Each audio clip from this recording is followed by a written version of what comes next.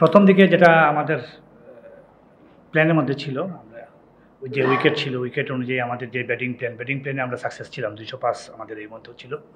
But এখানে যে পরের উইকেটের যে বিহেভ, তারপর মাঠের যে বাউন্ডারিটা আসলে 65 ছিল, এটা আসলে ডিফিকাল্ট, এটা এই রানটা ইয়ে করা। আর বেসিক্যালি আরেকটা জিনিস হচ্ছে কি, আমাদের সত্যিকার অর্থে গেলে আমাদের দলেও একটা বোলারের শট ছিল, এর জন্য এই জায়গাতেই আমরা পিছিয়ে গেছি। এটা তো আমি আসলে বলতে পারবো না, এটা আসলে গ্রাউন্ড অথরিটি কেন এটা ইয়ে করছে, এটা ওরাই ভালো জানে। টিম কম্বিনেশনের জন্য লাস্ট ম্যাচে আসলে নিহাত এত খারাপ বল করে নাই, বা আমাদের টিম কম্বিনেশন অনুযায়ী আমরা ওই জন্য নাহিদকে আনতে পারতেছি না 11-এ।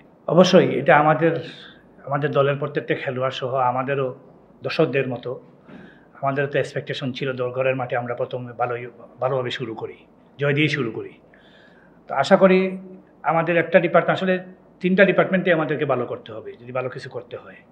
তো আমাদের ব্যাটিং, আজকে হয়তো ব্যাটিং ভালো হয়েছে, ফার্স্ট ম্যাচে আমাদের বোলিং এবং ফিল্ডিংটা ভালো ছিল, ওই ম্যাচে আমরা ভালো ব্যাটিং করতে পারি নাই। তো আমাদেরকে T20 ক্রিকেটে এবং যে কোনো ক্রিকেটেই 3টা ডিপার্টমেন্টে আপনি যখন ডমিনেট করবেন, তখন আপনি ভালো কিছু এন্ড অফ ডে 240 বলসের পরে আপনি ভালো কিছু আশা করতে পারেন। তো আমাদের প্ল্যান থাকবে ইনশাল্লাহ আমরা ওইভাবেই কামব্যাক করার জন্য, যে আমরা যাতে 3টা ডিপার্টমেন্টে ডমিনেট করতে পারি নেক্সট ম্যাচে। আমরা জাকির আলীর যে আমরা লাস্ট বাংলাদেশ টিমও দেখছি ওয়েস্ট ইন্ডিজ সিরিজে ওর ইন্টেন্টটা, এবং এইটার যাতে ধারাবাহিকতা, মানে এই বিপিএল এবং আগামীতে যাতে বাংলাদেশ টিমের জন্য এই ইয়েটা রাখে, এটা আমাদের বাংলাদেশ টিমের জন্য, আমাদের দেশের জন্য একটা ভালো অ্যাসেট হবে ও।